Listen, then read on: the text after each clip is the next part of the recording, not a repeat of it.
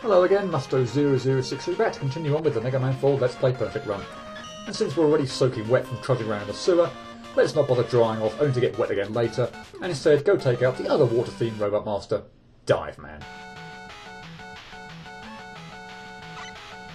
First enemies we encounter are the fish submarines we saw in Toad Stage, and the Mega Man 1 spine analogues running around on the floor. You can't kill them with the Mega Buster, but you can freeze them in place. We also have Mets, which as they're in water jump super high if you allow them to jump, and these things which are brilliantly called M422A. Catchy. As far as I'm aware, you can't kill them with any weapons, so don't even bother. Just concentrate on avoiding, slide under them, or jump over them, whichever you prefer. That goes without saying, but watch out for the spikes. With a high jump in the water sections though, you really shouldn't be landing on them. Up next is the first of two mid-bosses, Moby the Whale.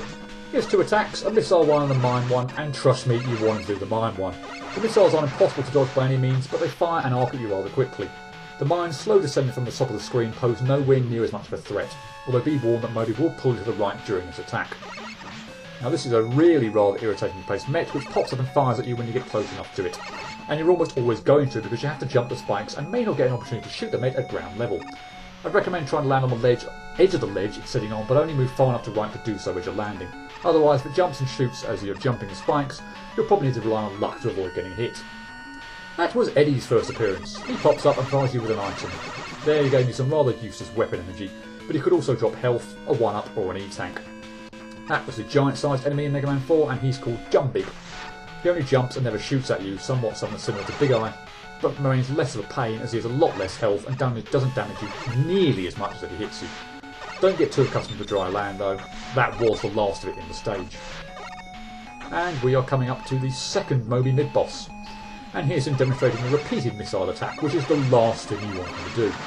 But as I previously said, if you know what you're doing and can master getting the right heights with your jumps, you can still avoid the missiles. Now if it's your first time playing the stage, drop down the hole and get ready to react to the spike shaft. Make it all the way to the bottom, and you'll collect the wire power-up. A useful item that allows you to grapple onto a ceiling and pull yourself up to higher ledges. Not much use in Dive Man stage, it has to be said, but certainly is elsewhere. The unfortunate thing about collecting the wire adapter is that it sends you backwards to the stage checkpoint. That means you have to deal with the varying water height section and the second Moby again. So that's 3 times you end up fighting him. Thank you, awesome dodger extraordinaire at your service. Well, you just love the multiple missile attacks pattern, don't you? Shame I sucked at dodging at the low missile attack in the first fight. Of course, this time don't fall down the hole again. We're back to another variable water height section, and this time we have spike platforms bobbing up and down to worry about. We also have sea mines, which seem to explode somewhat at random. It should be some combination of you either shooting them or getting in close proximity to them, but I swear they just blow up whenever they damn well feel like it. And we have these manta ray enemies, which are surprisingly difficult to hit when they're all coiled up. Just take your time with this section though, don't for instance try to get past the mines before they explode unless you're sure you have enough room. And the last section is more the same, just without the variable water height. So, easier, right? Well, that depends. More mines mean your path is still somewhat blocked, and more mines also mean it can be even harder to hit the manta ray enemies if they scroll on screen at the same height as a mine, because they'll be blocked off from you. It's a bit of a toss-up. That brings us to Dive Man, and he has 2 attacks. He'll either dive across the screen at you, or he'll pause to fire 3 homing missiles at you. He dives quickly, so you need to be prepared to jump over him and land before he's about to attack again. If you're still in the air and he decides to dive you again, have fun dodging that. You almost certainly won't be able to. His missile attack is the easier one to deal with if you're on the ground. Just keep shooting at Dive Man and he'll automatically destroy the missiles in the process. Once he's fired 3 missiles, he will then always dive at you, so again, be prepared to jump over him.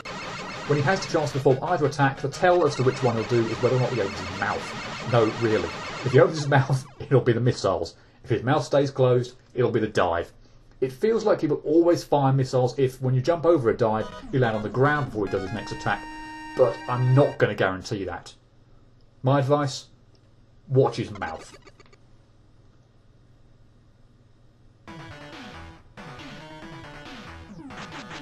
I got Dive Missile, which works pretty much exactly how you just saw, or maybe not because I destroyed the missiles in that fight rather quickly.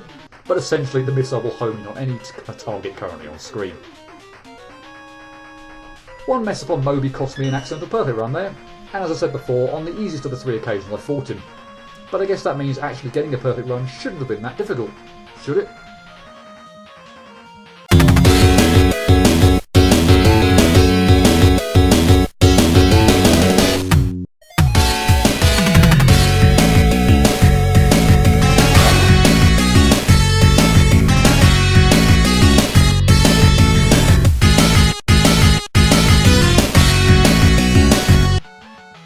Thanks for sticking around for the perfect run. Time for me to only really chime in when I experience difficulties. Although, having said that, since there were none in the opening screen, I will tell a rather stupid story about the section coming up.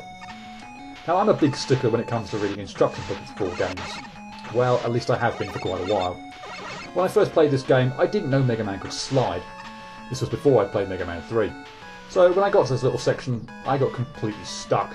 Couldn't figure out what to do, so killed myself and played another level. I'm not joking. Now, I may have only been about 9 at the time, but still, that's pretty embarrassing. Now, wouldn't you know it, that brings us to my first trouble spot. 2 screw-ups on the first Moby, both times in firing missiles in quick succession, just like that. And closely on the heels, 4 failures trying to deal with this blasted Met. As I described in my Let's Play part, the fact that the bugger doesn't react until you get up close and personal is a problem, because you'll probably need to rely on having a bit of luck not to get hit by one of his many pellet shots. Rather like I did there, I'll freely admit. Boo! You suck, Eddie. I wanted a 1-up.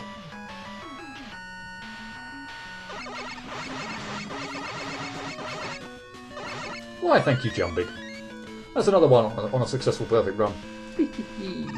And Jumbig, incidentally, was never an issue getting by. These damn Manta Ray enemies. Why can I never hit you? Now, I messed up once here at the end of this section. I moved the same as I do here, only the Manta Ray went down rather than up and caught me smack in the face. So good luck on this occasion, or bad luck on a failed occasion. I'll let you decide.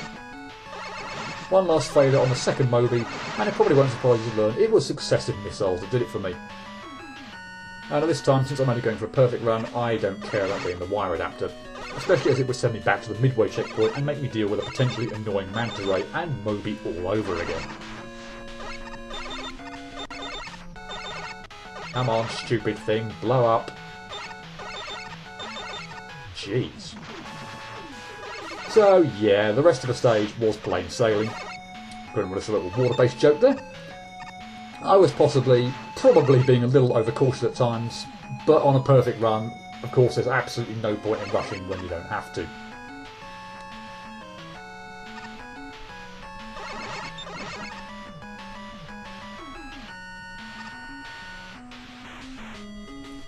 And anyone expecting, or indeed hoping me to report any screw-ups on Dive Man is going to be disappointed.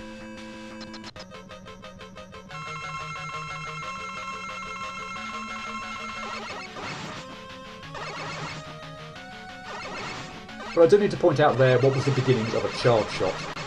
When holding the shoot button down, which is something I usually seem to do whenever I'm making particular jumps, I am of course going to start charging the Mega Buster. Now under perfect run rules that's not permitted unless forced. I'm going to do it again there. But, crucially, I do not hit anything with the semi-charged shots, so I'm still counting this as a legitimate perfect run. Now hopefully you've seen on a couple of occasions he's dived at me with successive attacks during this fight, so don't think he won't do it.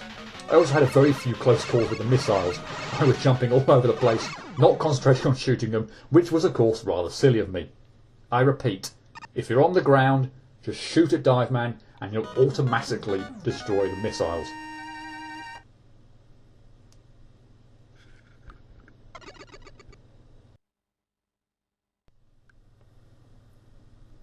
So, just before the analysis, let me state for the record regarding those semi-charged shots. If I had hit Dive Man or one of his missiles, I would have restarted. In fact, this did happen at a certain point while going through Ring Man stage. I accidentally shot a semi-charged bullet and it hit an enemy, so I abandoned the attempt and restarted. And believe me, having to restart Ring stage was a huge pain. But we'll get to that another time. It didn't happen here, and the semi-charged shots were inconsequential to the successful run, so I'm counting it. Dive Man stage only took 15 minutes to complete, just that little bit longer than it did Toad Man stage. That was owing to a few extra outtakes, 8 in total, but again, none on the Robot Master. I described all 8 during the perfect run. 3 were to Moby, 2 on the first fight, 1 on the second. 4 were to the oh-so-annoyingly placed Met just after the first Moby fight, and 1 to a Manta Ray enemy just before the second Moby fight. So all outtakes were nicely bunched together. Moby is nicest when he's not firing successive missiles at you, but even if he does this, they're still dodgeable. Certainly the 2 mess-ups on the first Moby were down to me not having quite got the rhythm of doing so. And I think the fact that I also got hit the same way during the Let's Play, when I hadn't been playing the stage over and over again, demonstrates that rhythm is important to me when dealing with Moby. I was a little fortunate in getting by the Met that was causing me trouble. It wasn't the way I suggested doing so during the Let's Play, and I'd have to say that is a preferable strategy to relying more on luck. Dive Man rarely gives me any trouble, no matter what the circumstances are when I fight him. I make sure I'm on the ground when he gears up to next attack me, and I pay attention to wherever his mouth is open or closed in dealing with his next attack.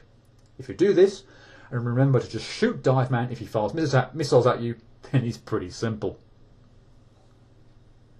Although I confess that the Met was beginning to tick me off, not enough to dampen, one last water joke, my mood thanks to the short time the stage took to clear.